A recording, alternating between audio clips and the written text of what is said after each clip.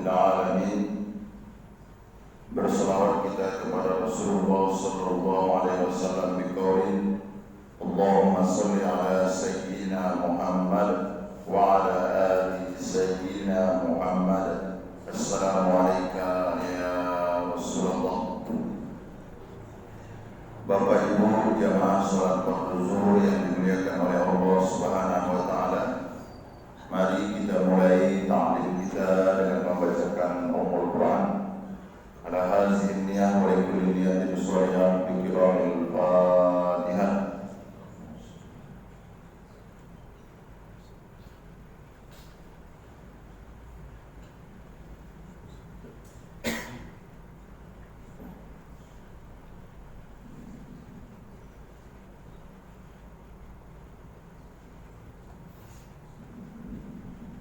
Pada kesempatan kali ini kita kembali belajar yaitu mengenai kitabun nikah.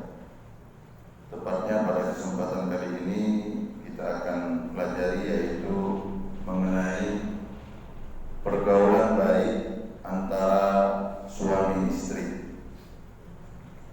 Sabda Rasulullah sallallahu alaihi wasallam, An Abi Hurairah qala qala Rasulullah sallallahu alaihi wasallam,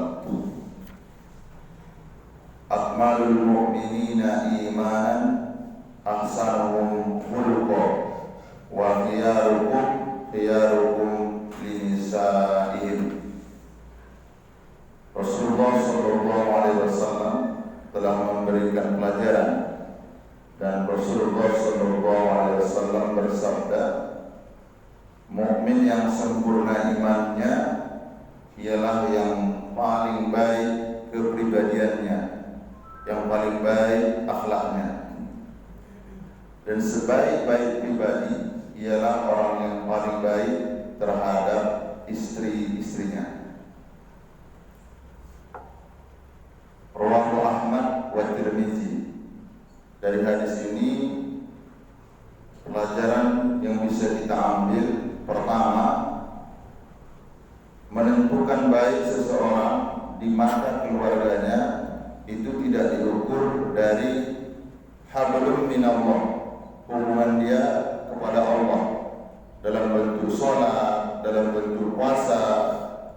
Tapi di dalam hadis ini disampaikan bahwa khiyarukum linisaihim, sebaik-baik laki-laki itu, sebaik-baik akhlak itu terhadap keluarga, seorang suami memperlakukan istrinya dengan baik.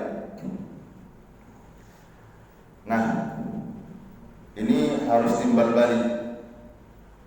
Di satu hadis lagi yaitu dari Ummu Salamah, An-Nabi sallallahu alaihi wasallam qala, ayyuma imra'atin matat wa zawjuha radin anha dakhalatil jannah. Mudah-mudahan dapatlah kita istri yang seperti ini. Ketika seorang perempuan meninggal dan suaminya ridho terhadap istri yang meninggal ini, dakhalatil jannah, maka istri ini akan masuk surga. Coba Bapak bayang-bayangkan dulu, andai seandainya meninggal istri kita itu ridho enggak kita? Oh, teringat kita kebaikannya. Tapi pas kita bayangkan, cepatlah mati mulai lagi. Tak ada sisi kebaikannya. Nah, kalau posisi istri yang seperti ini, intinya bahasnya gini: setelah perempuan itu berumah tangga, maka baktinya berubah. Bakti yang pertama yaitu kepada suaminya. Tapi suami yang baik, yang paham tentang konsep mengenai rumah tangga, dia tidak akan menghalangi istrinya untuk patuh dan tunduk kepada kedua orang tuanya. Jadi kadang ada orang salah dalam pemahaman. Contoh seperti ini. Dek, kalau mau keluar rumah harus izin abang dulu. Baik, tapi ada yang tidak perlu izin. Ke rumah siapa? Kalau adek mau pulang ke rumah ayah emaknya, silahkan pulang. Kenapa? Karena baktimu terhadap kedua orang tuamu itu juga merupakan baktimu kepada kedua orang tuamu. Kedua orang tuaku. Sumbernya ini yang harus kita sama-sama pelajari. Salah satu sumber rezeki itu dengan berbakti kepada keduanya. Kasuistik yang sering kami temukan yaitu istiqomah, ikatan suami takut istri ketika di rumah banyak. Maksudnya gimana nih Pak Ustaz?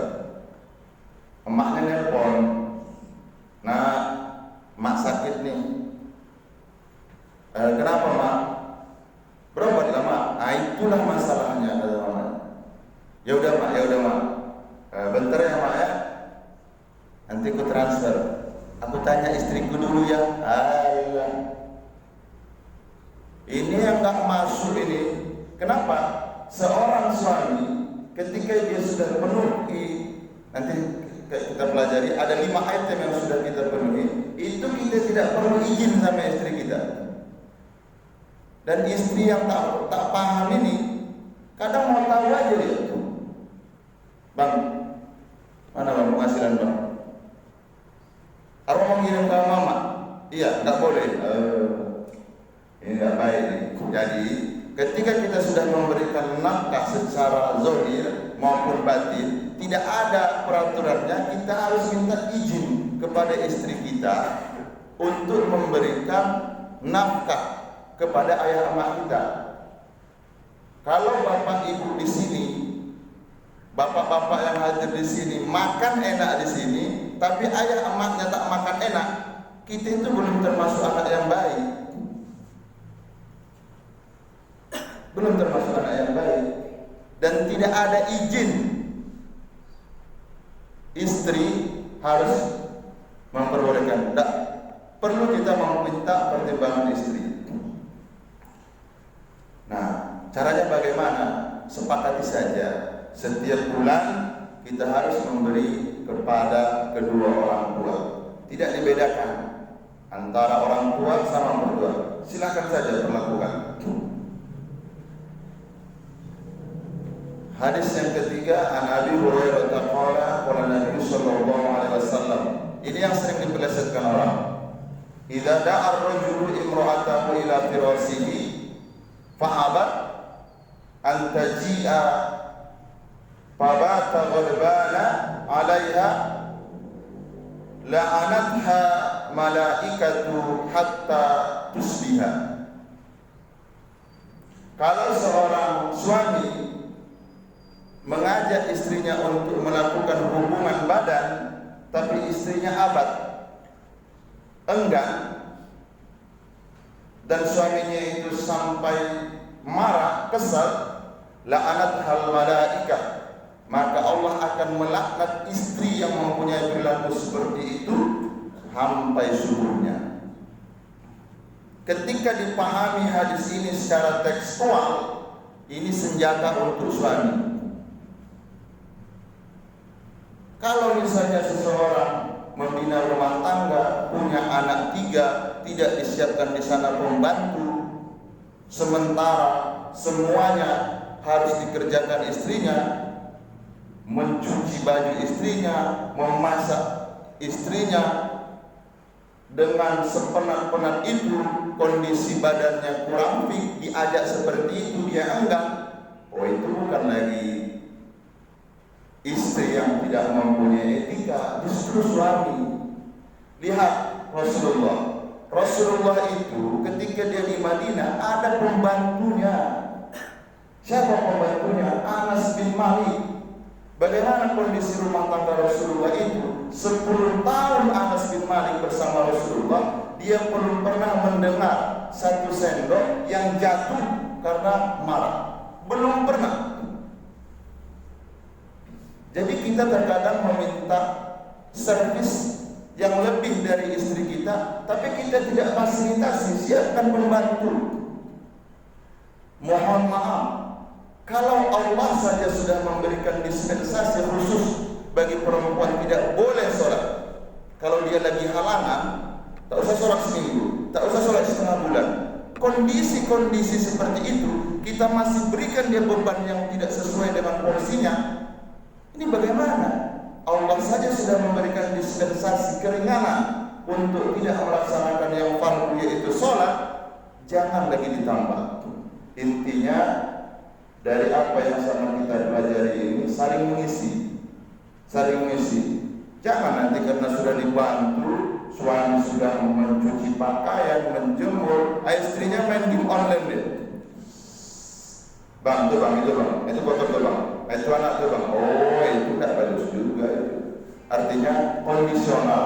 Kalau kita belum bisa memberi ujrah untuk pembantu, kitalah yang saling tolong menolong. Tapi posisi haid ini yang paling penting. Allah sudah memberikan dispensasi untuk para wanita. Sebaiknya suami juga harus memaklumi kondisi-kondisi istri yang lagi datang bulan ini. Mudah-mudahan ada hikmahnya. Kita tutup majelis yang mulia ini dan mengucapkan alhamdulillah. Alhamdulillahirabbil alamin. Subhanakallahumma wa bihamdika asyhadu an la ilaha illa anta astaghfiruka wa atubu ilaik. Assalamualaikum warahmatullahi wabarakatuh.